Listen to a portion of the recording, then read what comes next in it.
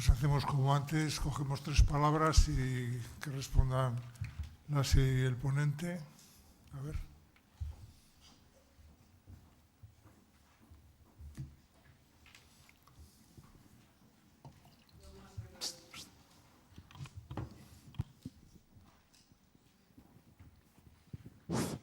Yo más que pregunta es simplemente agradecerle en el alma a Yolanda todo lo que nos ha dicho.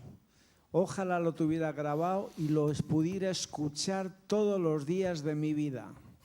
Uniéndolo con lo de Itziar, yo soy racista y soy machista porque lo he sido toda la vida y creo que los días que me quedan de la vida, por mucho que intente no serlo, creo que no lo voy a lograr del todo.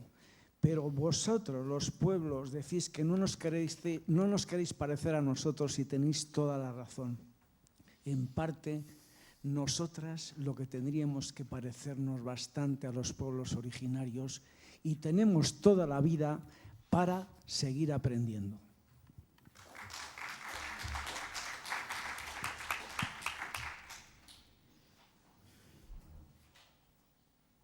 Sí, yo voy a intervenir ahora a título personal.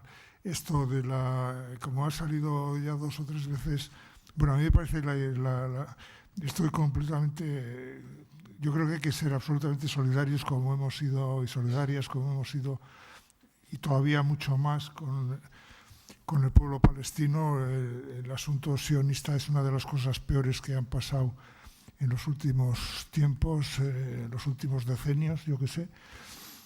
Y entonces la idea esa que ha planteado la compañera Itziar de la biblioteca colonial me parece una idea genial porque es muy gráfica de lo que tenemos en el cerebro.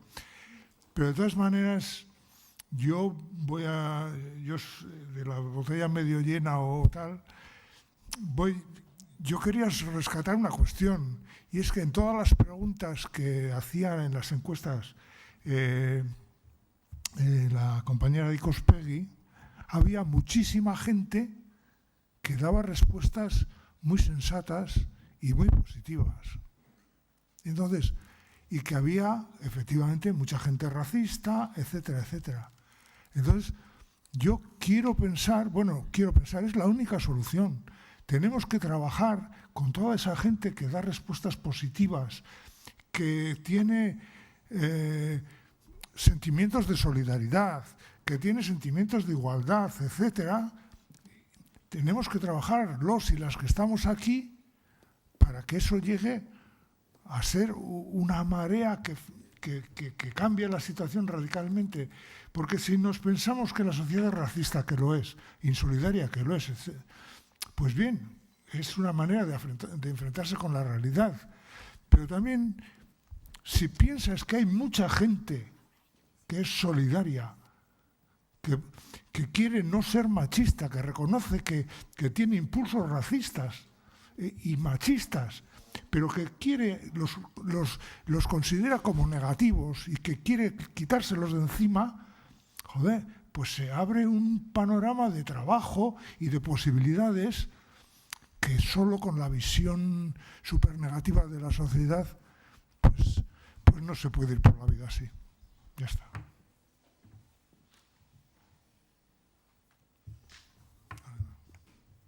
¿Alguna otra pregunta? Si no, así. Sí, bueno, sobre todo, en este momento me voy a dirigir al compañero que ha hablado sobre Palestina. Esto no hay Dios que lo levante, esto es insostenible. Esto que tú que conoces y que estáis trabajando allí, estáis viendo, analizando todo lo que hay, ¿qué esperanza, qué perspectiva, qué posibilidades hay de que esto cambie? Porque vamos viendo ese mapa que ya es tristemente conocido y que circula por muchos sitios, vamos, la progresión de ese mapa y esas pequeñas islitas que hay ahora en ese régimen policial, eso es, no sé, no me cabe en la cabeza que esto pueda ser sostenible, por desgracia. ¿Alguna otra pregunta?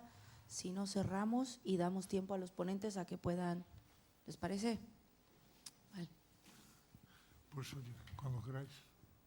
Itziar.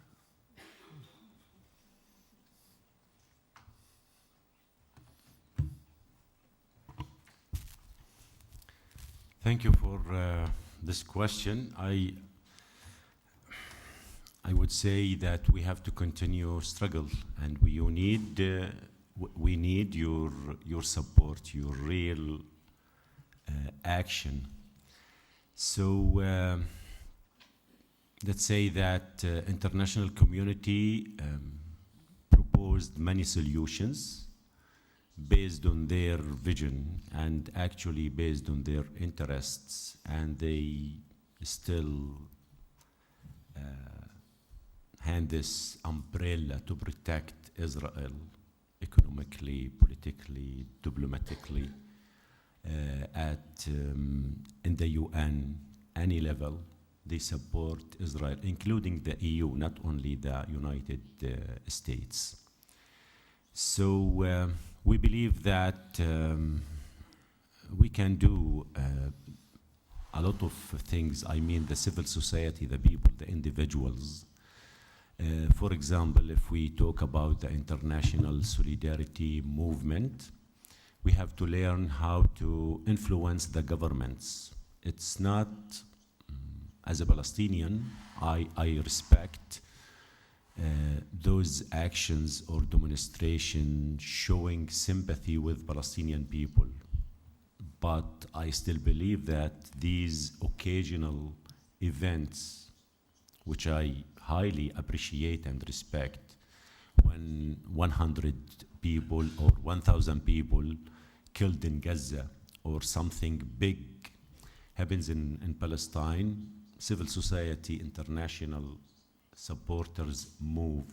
But this occasional movement is not enough. We have to learn how can we influence the governments to change their decisions, their policies. Every state have a link with Israel in economic cooperation or political or diplomatic. So how can we change this? How can we pressure Israel to comply with international law? I think we have to start with the governments. I can give many examples. For example, the association agreement between Israel and the EU. This is for us disaster. Israel is privileged by this agreement, and this agreement between Israel and the EU. And we issued many calls for the EU to just ask Israel or to impose on Israel to respect Article 2 in this agreement, which says that parties are obliged to respect human rights of individuals and people. So Israel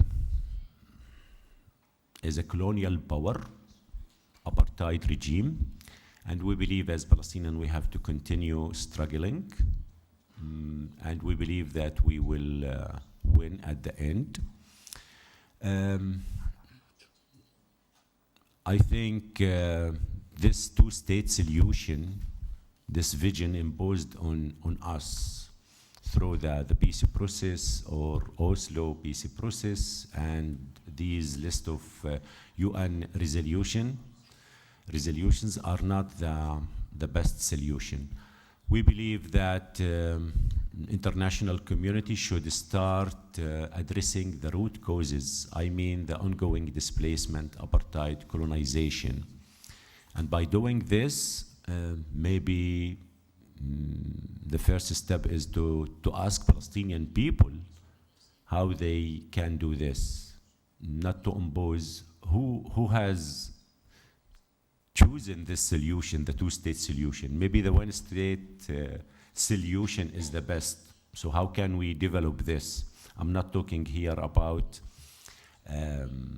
causing a new mass displacement of the Jewish people or throwing them in the sea as they used to allege at international level. I'm talking about a human rights-based approach, respecting human rights for each.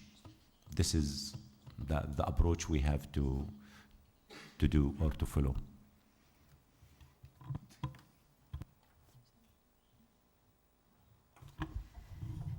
Bueno, yo no sé muy bien, voy a hacer un comentario al hilo de lo que han comentado aquí.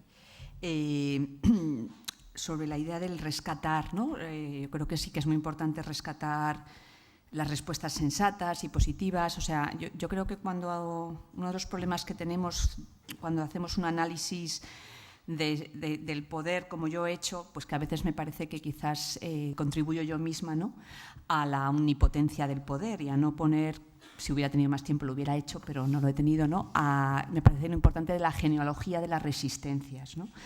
Ahora, Bauman escribió una obra que no sé si habéis leído que se llama Holocausto o Barbarie. No, Holocausto o Modernidad. ¿La habéis leído? ¿Alguien?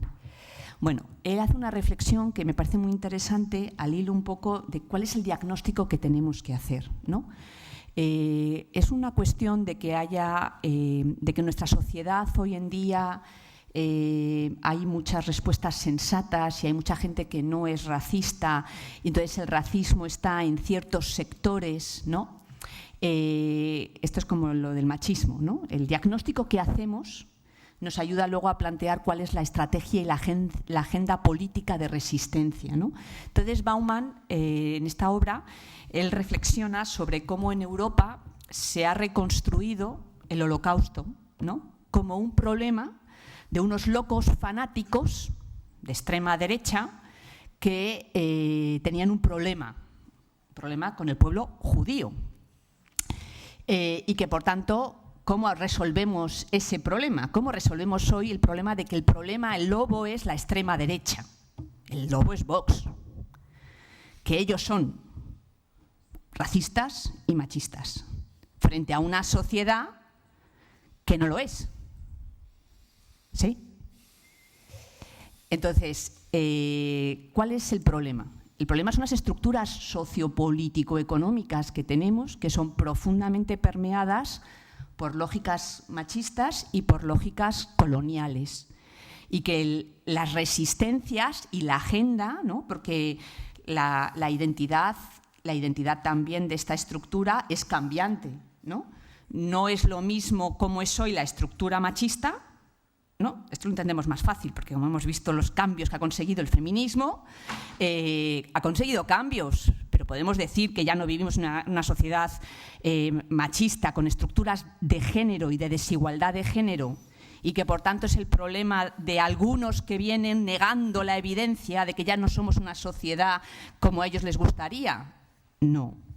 El problema es que hoy, contingentemente en este momento, las desigualdades de género se han reconstruido, donde ya ciertos elementos no están, pero otros siguen construyendo la realidad y la identidad. Y sigue la agenda del feminismo abriendo vías, ¿no? Pues esto es un poco lo mismo en el ámbito del racismo. Yo creo que el diagnóstico es: la biblioteca colonial nos construye. Ahora, esa biblioteca colonial y cómo está articulada esa identidad eurocéntrica, occidentalcéntrica y blanca no es igual ni que hace 60 años, que ni en la época colonial, que ni en las sociedades europeas que durante 5 siglos legitimaron la trata de personas y el comercio de esclavos. En cada momento, el sentido común hegemónico, que eso va cambiando gracias a las resistencias, pero lo que tenemos es que asumir que el sentido común, en mi opinión, es mi opinión, está profundamente permeado de esa biblioteca. Y que todos los elementos, claro que hay mucha gente, bueno, esto es muy relativo, pero claro que ha habido mucha gente a lo largo de toda la historia luchando porque el derecho a tener derechos sea para todas las personas, y que hoy podamos valorar en positivo que en una encuesta la gente diga que todo el mundo tiene derecho a la salud. Pero es que, de fondo, hoy los derechos humanos para mucha gente y para el sentido común no son universales. hay gente que estamos debatiendo si tiene derecho a tener derecho, porque los derechos humanos se han venido vinculados a la nacionalidad, a la ciudadanía. Y claro que ha habido gente peleando, porque antes los derechos humanos eran de los varones blancos propietarios y toda esta dimensiones desde el poder. Y en las resistencias eso ha ido cambiando. Pero yo creo que no habíamos conseguido que el sentido común hegemónico reconociera que las personas, todas las personas, da igual su estatuto legal, tienen derecho a tener derechos, ¿no? Pero sí que ha habido avances jurídicos que han hecho que haya normas internacionales y nacionales en donde van plasmándose los cambios en lo que es apropiado. Y hay mucha gente que afortunadamente piensa que sí, que todas las personas tenemos derecho a tener derechos, pero luego cuando eso se concreta, pues es donde encuentras un poco la biblioteca colonial, ¿no? En mi opinión. Bueno, y yo decir que ciertamente el País Vasco he estado en muchos lugares y puedo decir que para mí, para mi familia, venir al País Vasco ha sido también un privilegio. ¿Por qué? Porque he encontrado una sociedad como más sensible. O sea, creo que hay un compromiso como más arraigado y eso también hay que decirlo. Lo que sí he visto mucho es que en todos lugares creo que cada quien va caminando por su lado. Hay muchas organizaciones, muchas ONG, hay mucha gente linda, con mucha calidad humana, con muchas ganas de hacer algo, pero cada quien vamos por nuestro lado y es ahí donde nos volvemos débiles.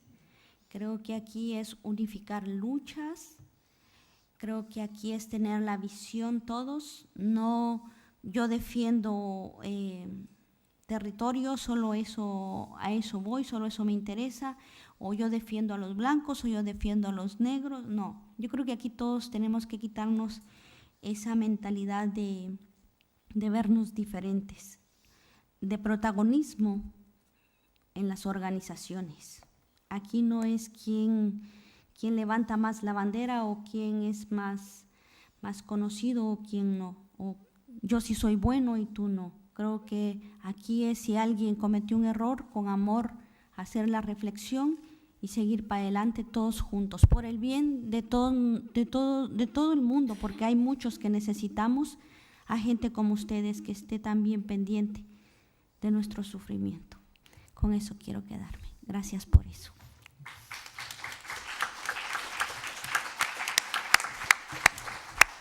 Bueno, pues con esto, mejor manera de acabar la sesión de hoy imposible. Decirles que mañana continuamos con este seminario. Dentro de las carpetas viene una encuesta que ojalá la podáis ir llenando y entregarla mañana, ¿vale? Gracias.